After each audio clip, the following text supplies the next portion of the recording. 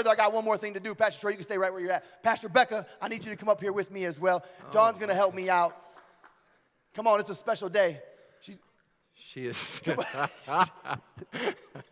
She's giving me some sister sass. That's all right. She's coming up. I got the microphone. That's where the power lies. You can't have it. I'm going to hold on tight. No, I'm just kidding. Well, listen, I just wanted to celebrate my sister, my brother this morning, my brother-in-law. Come on over here. They are celebrating 22 years of marriage. Thank you. Thank you for that. You're good. And we just wanted to present you guys with this gift, tell you that we love you. We're so happy for you both. I remember being at the wedding 22 years ago. I couldn't believe it. I don't know about that, but I do know. I have the mic, Rebecca. I have the mic, and it was a beautiful time. We celebrated together, and I remember at that day she was telling me how much it meant to her that I was there. I was the best brother she could ever imagine, all those things. That's what she's whispering in my ear up here right now. No, but can you tell Pastor Troy and Pastor Rebecca that you love them and tell them happy anniversary today? Thank you. We love you guys. Thank you. Amen. Thank you. Thank you for that. I appreciate it. Thanks, bro.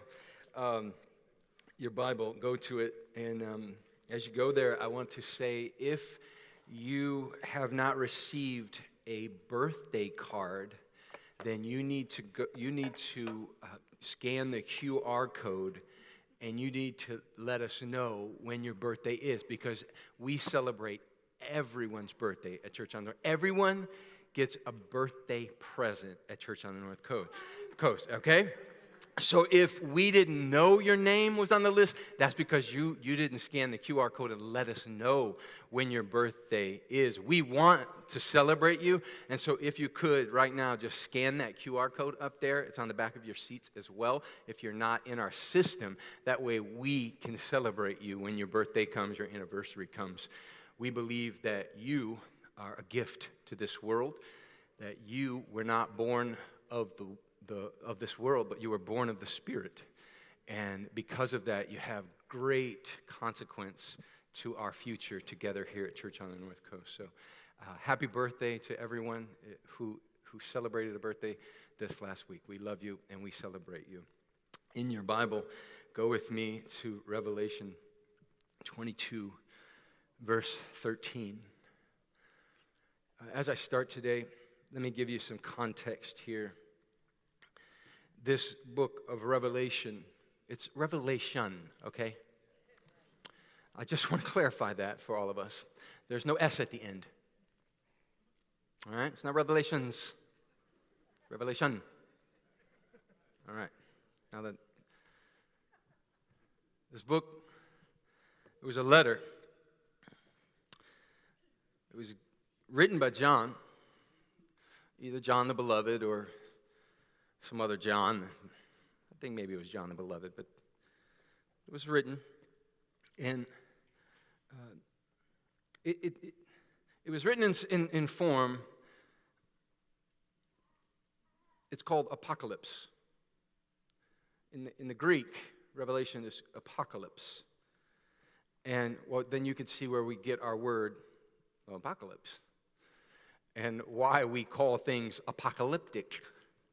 As you read through the book of Revelation, it was a revelation of Jesus that was given to the 7 churches. Now, it's important that you know this. It's important that you know, first off, that it was written to give context of current time for future events. You hear me? That it was a letter that was supposed to be given to these 7 churches so that they could understand and put themselves in the context of the future, of what was to come. It was not written in code, but it was written in the Hebrew form of apocalypse, which seemed to be code because there was so much imagery and so much symbolism and so much reference to what the first century Jews should have known, believers should have known. So it wasn't written in code, but it was able to be decoded by those who were of the faith. Jesus says, I've made you to know the mystery. So it was written in a way that when a first century believer would have picked up this book, they would have read through it and they would have instantly picked up on the Old Testament references, the imagery. They would have instantly picked up on the symbolism. They would have known. So in a way, it was kind of written in code, but it wasn't intentional. It was written to the church, and it was written in a way that the church should understand what was happening within the context of the letters that were written.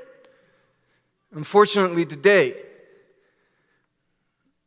we avoid this book because we lack biblical comprehension.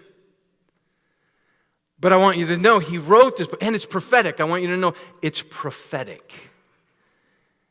And what is prophecy? It's a revealing.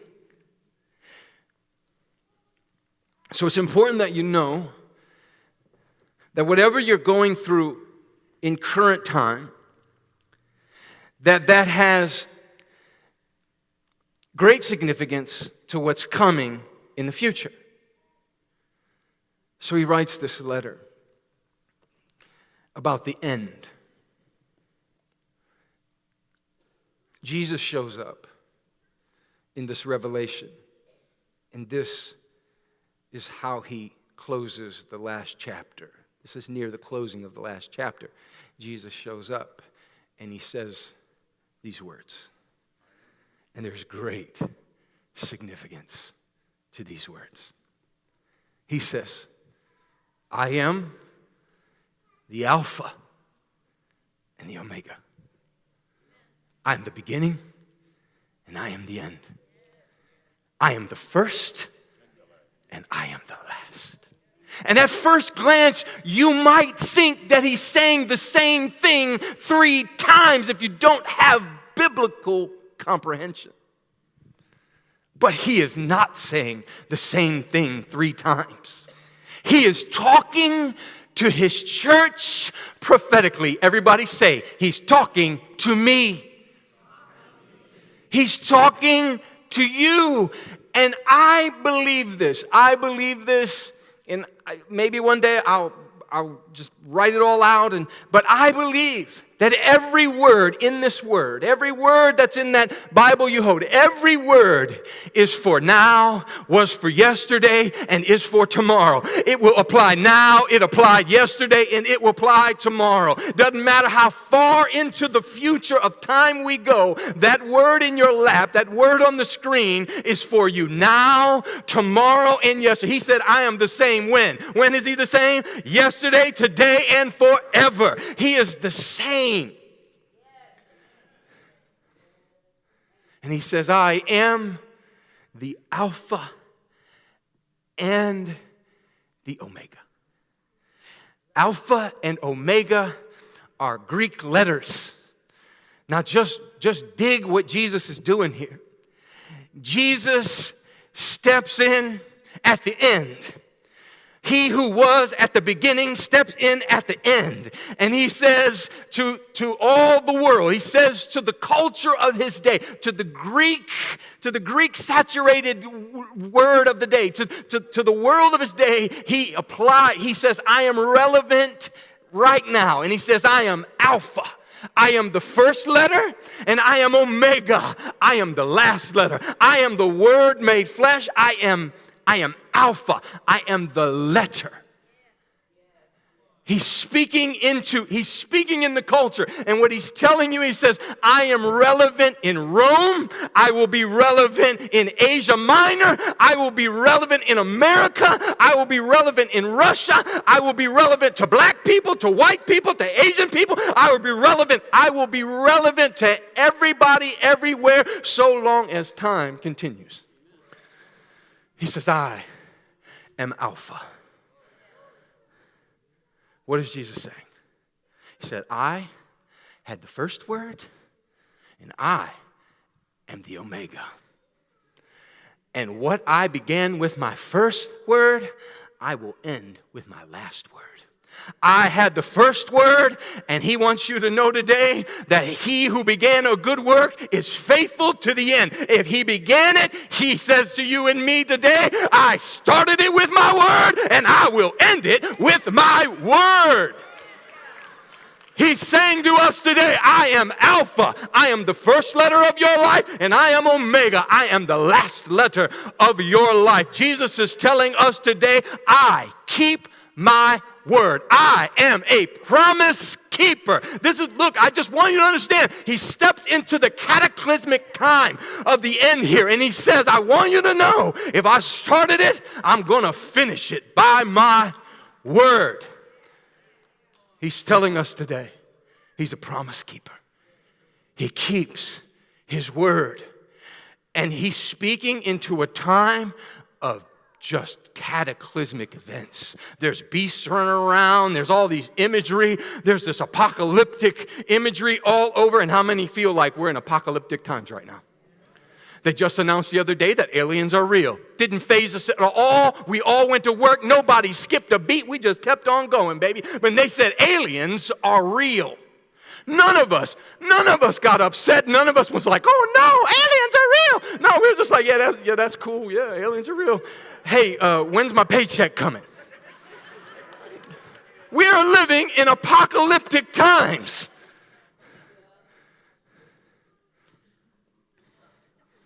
And Jesus says this to us in the context of our present moment to assure us of what's coming, and that we can trust him even as it grows darker, and even as it grows more confusing, and even as the empires of this world rage against him, even as the nations rage, he steps into it and he says, I'm Alpha.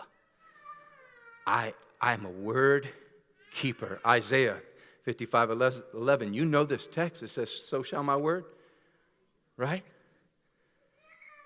We have a lot of confidence in the word at first. Look at me. We have a lot of confidence. When God gives a word at first, we say, oh, God gave me a word. God gave me a word. And then the apocalypse starts happening. And then suddenly in the middle of the apocalypse, all hell breaks loose. Everything around you starts dying. Everything around you starts, chaos ensues all around. Beasts and dragons and seven-headed this and three heads of that. And everything starts breaking loose. And demons start manifesting. And sickness starts coming upon you. And all of a sudden, that word kind of gets lost in the apocalypse. And Jesus steps in and says, I am Omega. Don't forget it. Don't forget, I'm Omega. I have the last word. I will have the last word. The doctors won't have the last word. The nations of this world, they will not have the last word. Those rebellious will not have the last word. Doesn't matter. I will have the last word. I'm Omega. Matthew 5:18. For assuredly I say to you, till heaven and earth pass away, one jot or one tittle will by no means pass from the law till all is fulfilled. Not one jot, not one smudge, not one period, not one iota, nothing. Heaven and earth will pass away before his word doesn't fulfill what he sent it to. He is Omega. Secondly, I want you to understand, he says this. He says, I am Alpha and I am Omega. Go back to the text. I want you to see it. I am Alpha and I am Omega. I am the beginning and I'm the end. That word there, beginning, means starting place. And that last word there, end, he said, I am the beginning and I am the end. That word means purpose in the Greek. I'm the beginning, I start it, and what I start has purpose. It will not lose its purpose. We see Jesus at the beginning. It's easy to see him at the beginning. It's hard to see him at the end. You see, at the beginning, we say, oh, look, Jesus. But at the end of a thing,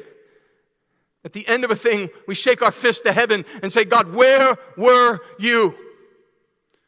Oftentimes at the end, when things fall apart at the end, when something comes to an end, and you're here today, and most certain as you're sitting in that seat, there are things that have come to an end in your life. And if you're not careful, you will look at the things that end in life, and you will say, God, where were you?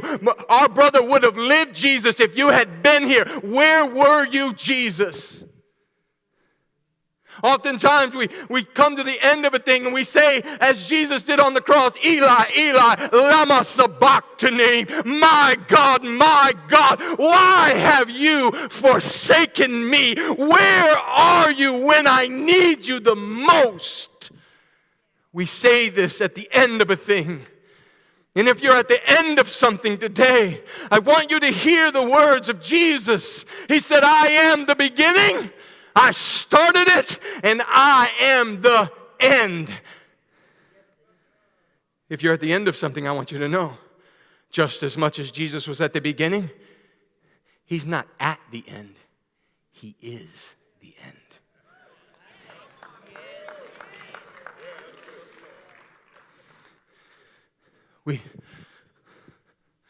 He said, I started. I am there at the beginning. I was there. Before you were formed in your mother's womb, I was there. Before you knew an act, before you knew a moment, I was there. At the beginning, I was there. I formed you intricately in your mother's womb. I was there. Before time ever knew you, I knew you, and I was there. And along the way, you see, we think, he says, I'm the beginning. I'm there. I am beginning. And I am end. It doesn't end. I am right there. We think in linear lines. Jesus says, I was there at the beginning. And I am there. I am there yesterday, today, tomorrow, forever. I am there when you're alone. I am there when you're hurting. I am there when you feel like you can't take another breath. I am at the end. I am the end. I was there with you the whole time. And what you need to know today, if you're at the end of something, is that Jesus, he finishes what he starts. If he started it, and not only does he finish it, he has a purpose for it. And it's hard for us inside of this box of time to think that as things end, that somehow Jesus is in that. But I don't know how he does it. All I know is what Romans 8:28 says. And we know that all things work together for good to those who love God, to those who are called according to his purpose. That's all I can tell you. I don't know how, but I know that all things, I know he's everywhere all the time, in all things, working all things for your good. He's there at the end with you. He's at the end. He is the end. He finishes what he starts. I worked at a factory for 3 days. I did, man. It was 3 days. And they put me at this one place in the factory. The factory was huge. They put me at this one place in the factory. And they told me what to do. You take these things and you put those things on that thing, and then that thing goes down into the thing, and then it comes out of the thing, and then it moves down the line to another thing. And for 3 days, I just did this, And I didn't know what the thing was. I couldn't see what I was confused. I was frustrated. I was irritated. I'm like, what? Why am I wasting my life on this thing right here? Why am I wasting my time on this thing right here? And it was so frustrating for me to sit there at this one stage of the development of the whole thing and just work on the one thing right there in the middle. I was just at the one little place in the factory. I was just right there at that one little place, and on a whole line, a whole assembly line of maybe like 100 stations on the assembly line before the end, and I was just sitting there doing that. And after 3 days at midnight, it was at midnight, I put that last little thingy on there, and I said, man, I'm done with this, man. I literally walked, and I don't know how they got, at the end of the thing, at the end of that night, that thing, I don't know that thing that they were, I still don't know what they was making, y'all. I still don't know what they was making at the end. All I know is I had these little, and I put them on, I thought to myself, well, these things, I guess these things aren't that important then. I guess this thing, whatever it is they're making,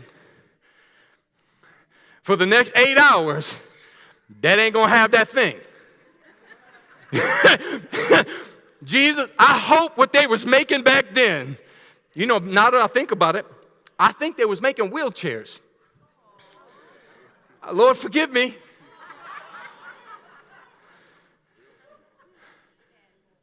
I know. I just couldn't do it. And neither can you.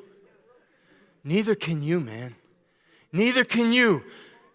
Neither can you endure the moments of life that crush, the apocalyptic moments where everything comes apart. Neither can you. And Jesus is so kind. He's so good to us that he prophetically comes to us in the moment of the thing. And he doesn't just tell you what this thing is. He takes you to the end of the line, man. He takes you to the very end of it, and he shows you what it is. And that's what he's doing in your life right now. But if you don't know him as the beginning and the end and everything in between, then the thing in the middle will frustrate you.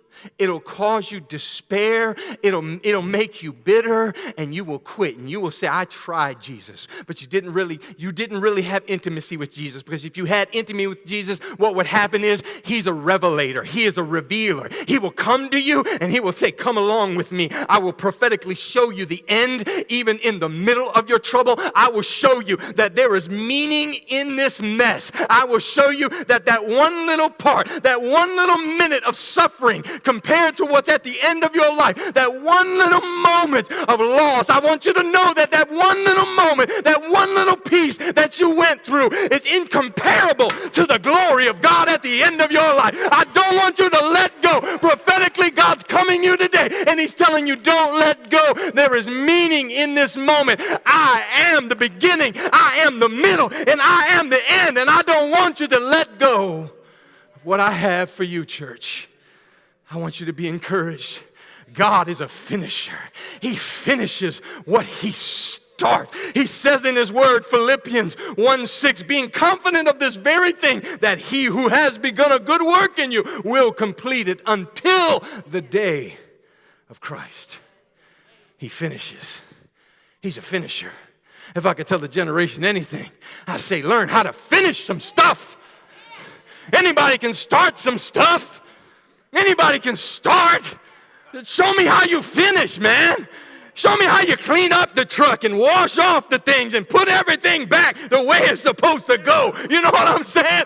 I need you to understand that God knows how to start a job. He knows how to complete a job. He knows how to finish a job. He knows how to clean up the carpet after it's done. He knows how to put the tools back. I need you to finish, man.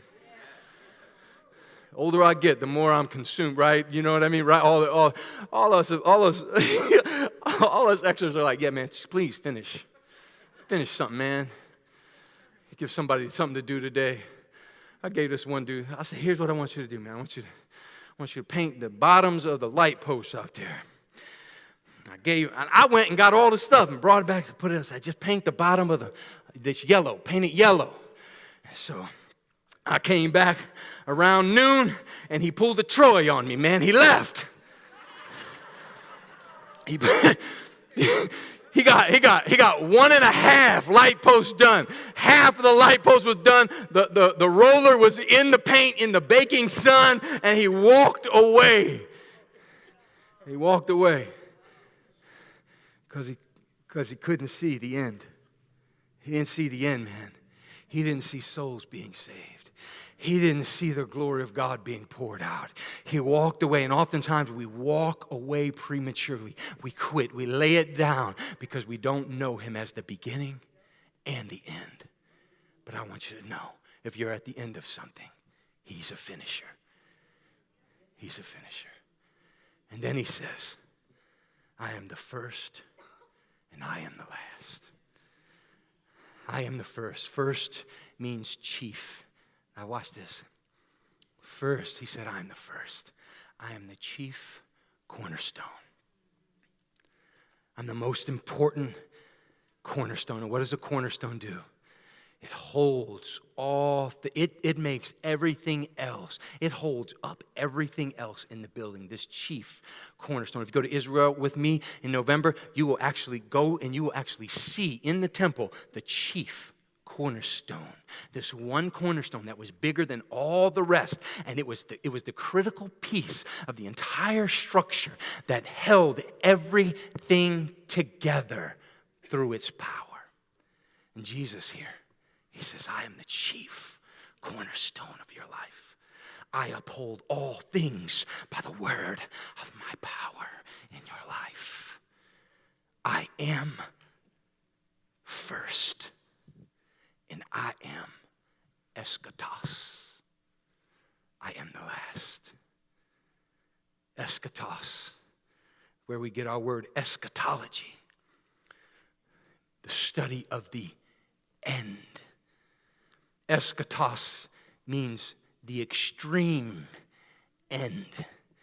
Jesus here says, I uphold all things, even the extreme end of things, which you take it further. What he's saying is, he's saying, I uphold all, I have sovereignty over death, hell, and the grave, over nations, over kingdoms, over principalities and powers, over those who disobey. He says, I am the chief cornerstone of all of creation. I can walk into death's grave after many days, and I can yank the dead out alive. I am the chief cornerstone. I have all sovereignty and all power over everything in this world and everything outside of the realm of time. I control the angels in heaven. And I know the nations might be raging right now. I know that the emperor is tripping right now, but I want you to know that I'm still in control. I still hold all things together. I know the doctor is tripping right now. I know your body is tripping right now, but I want you to know I can go where no surgeon's knife can go, because I am the chief cornerstone. I am the powerful one. I am the sovereign God who hangs the earth upon nothing. I want you to know I'm in control when everything seems like it's out of control. I want you to know I am sovereign and I hold it all together. I'm holding it down for you. And as a matter of fact, I'm not just holding it down. I'm holding you right now. I'm walking you through this valley of the shadow of distress in your life. I am walking with you. I am talking with you. I am letting you know that you are my very own. I will never leave you. I will never forsake you. I am the first, and I am the last. I am the first chief cornerstone of your life. I am the chief cornerstone, and I am the eschatos.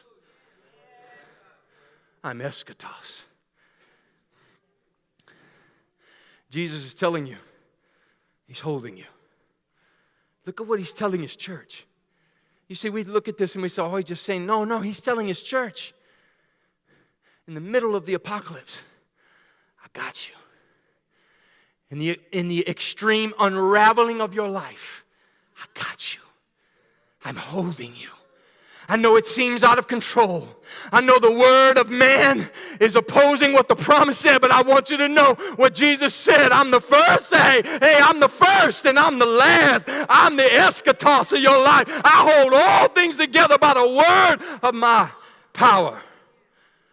He said, I want you to know, Romans 11:36, for of him and through him and to him, all things, not something, but all things, to whom be glory and forever and ever. But there's more. You need to know now that revelation is prophetic. Listen, you just take that one thing home with you today. Revelation is prophetic. He said this in the Bible. He said this in the book of Revelation. He said, those who hear these words are blessed. Because revelation is prophetic. Revealing, look at what it means though. Revealing of Christ, then. That's what revelation is. It's the revealing of Christ. What does it do? The revealing of Christ then uncovers all darkness. So Jesus comes to us in our darkest moments, in our most extreme moments, when we don't understand what is happening, when we can't fathom the end of the beginning, when we can't figure it out. He comes to us and He says to us, my presence is prophetic. The testimony of Jesus, right, is what? The spirit of prophecy. The testimony of Jesus, then, is the spirit of prophecy. When Jesus testifies of Himself, He's saying prophetically, I uncover darkness when I enter a room.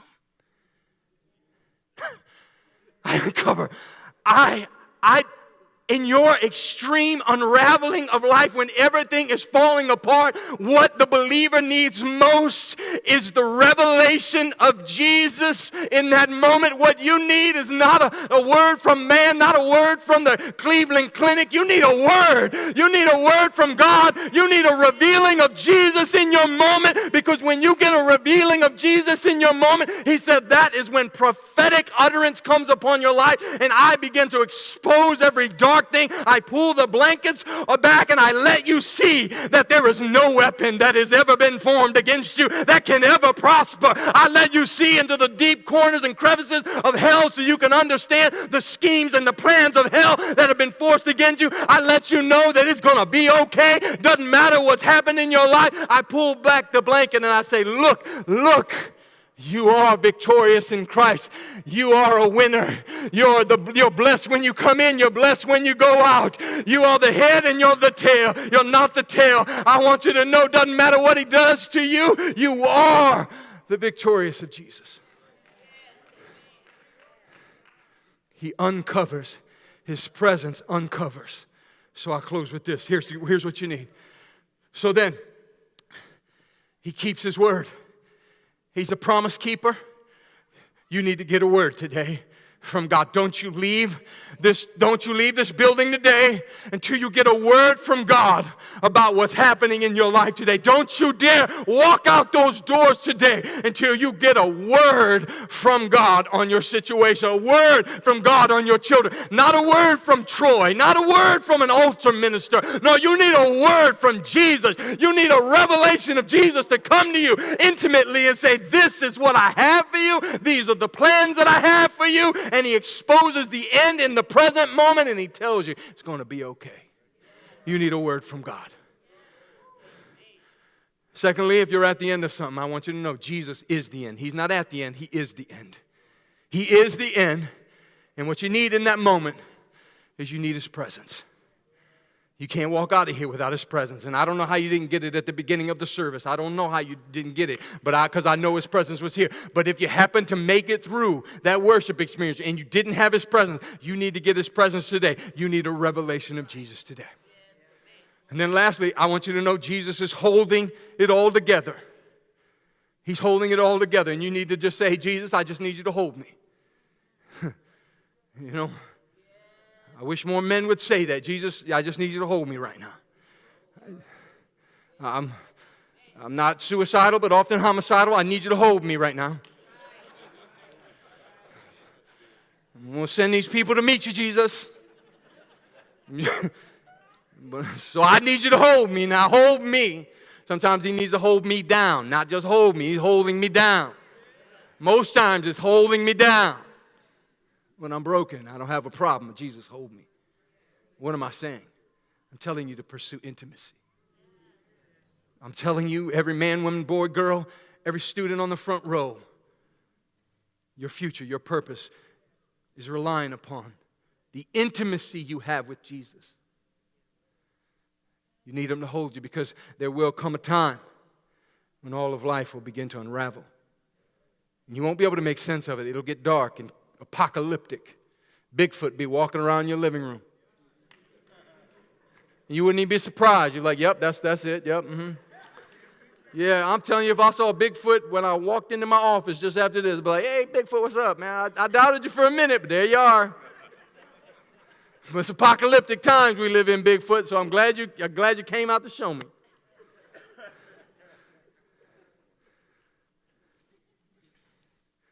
We need intimacy. I close with the Ecclesiastes 7:8.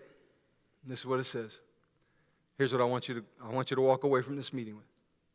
The end of a thing is better than its beginning. It's a word from God for you today. The end is better than the beginning. More than that, I want you to know. The end is worth it. It's worth it. He wrote that letter. John did. Under the unction of the Holy Spirit, he wrote that letter.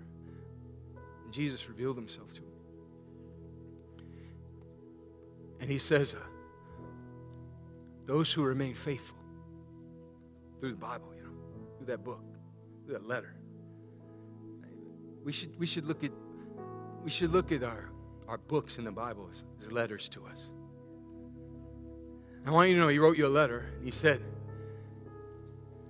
just be faithful. Just be faithful. And don't start talking in your present without the context of the end. Yeah. Because whether you know it or not, you're forecasting your next present moment. So be mindful how you're talking. When you talk in your present moment, always make sure you have context prophetically of your future. Be careful in your present moments that you don't embrace a present emotion, a present scenario, circumstance, a present hell. Don't embrace a present hell. Make sure in your present moments you have the awareness of the context of what comes at the end. Because Jesus says, I'm Alpha, I'm the Omega. I am the beginning, I'm the end. I'm the first, and I'm the last. What I start, I finish. I uphold all things. Don't you worry, child of God. I got you. Come on, stand to your feet with me as we close. Well, right now, I want to pray for you. If you need prayer right now, just come to the altar. If you need prayer right now, come to the altar.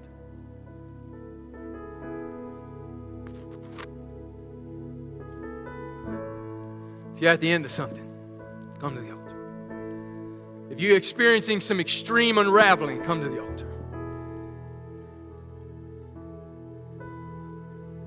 If you're in the middle of some chaos in your present moment, I want you to get to the altar.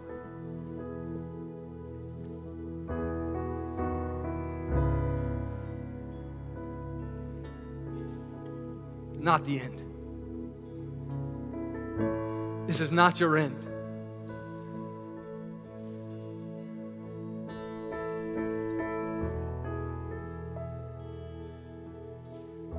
This is not your end.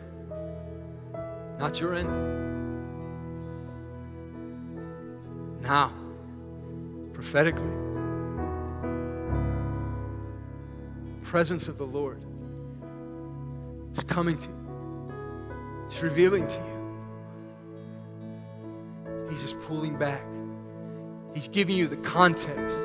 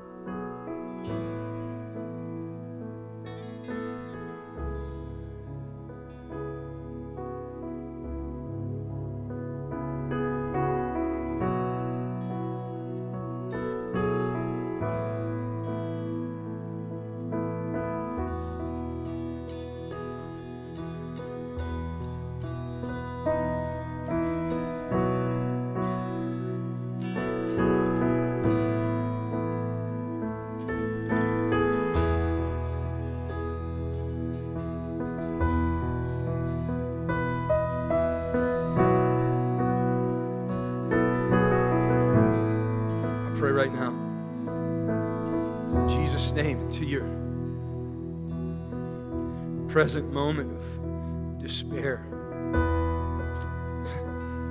that you would know the love of Jesus. Your present moment, Christ would speak. More than speak, that He would hold. Hold us, Jesus. Jesus. Christ, be revealed. Christ, be revealed. Be revealed to us, Jesus. Be revealed, Jesus. Would you come closer now, Jesus?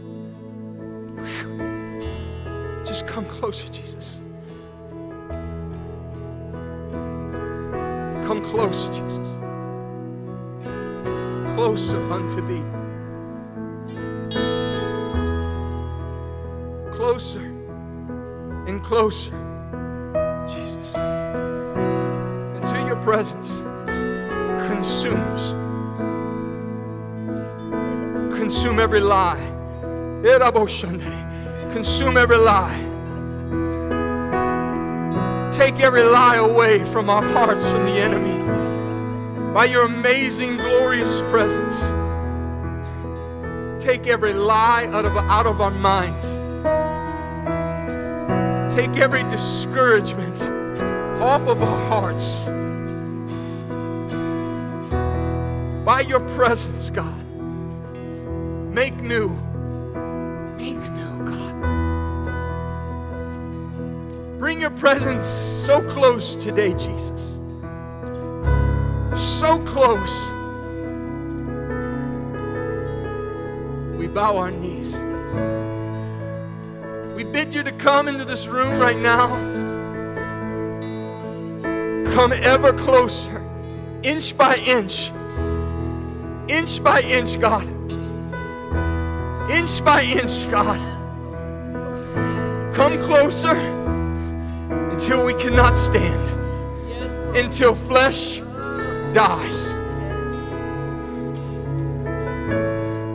We lift, God, and we strengthen, we encourage, and we thank you. As your presence draws near, you make us more than conquerors.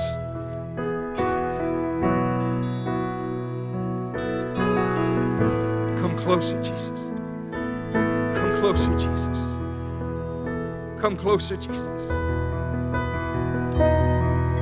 Consume. Down to every cell, consume. Every organ and tissue. Every fiber, consume. Come close, God. Come close, God.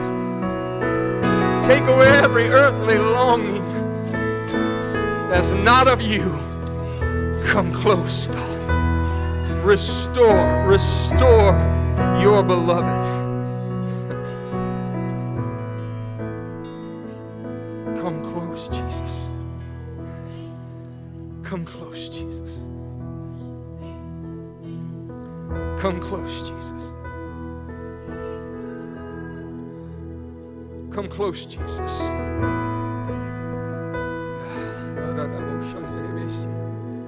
Come close, Jesus.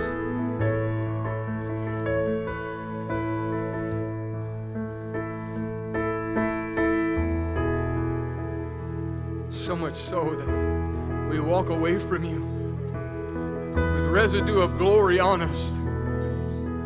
And whoever we encounter, they encounter. For you are the Alpha. You are Omega. You are the beginning. You are the end. You are the first. You are the last. You are a finisher. Finish.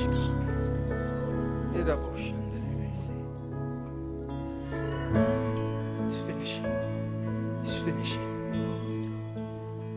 He's putting it all back together. It all fell apart, but He's putting it all back together.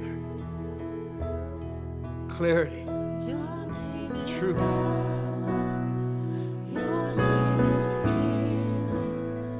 Bless you, people. Bless you, people. Bless you, people. Come close, come close. Every image, every lie, tell the enemy, we rebuke now. We bless you. Bless your people. Bless your people. Bless your people. Come closer, Jesus. Come closer, Jesus.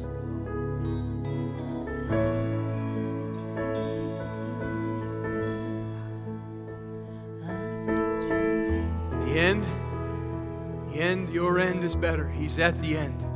He's not at the end, He is the end. God bless you. Live right. Love everybody. Pray hard. Thank you. Take your time. Mingle. Altars are open. We welcome you. We welcome you to worship. We welcome you to worship. There is hope and there is freedom. If you want to worship, I just invite you. If you want to worship, just come around the altar. If you want to worship, we're going to linger in the presence of the Lord a little more. So if you got to go, you got to go.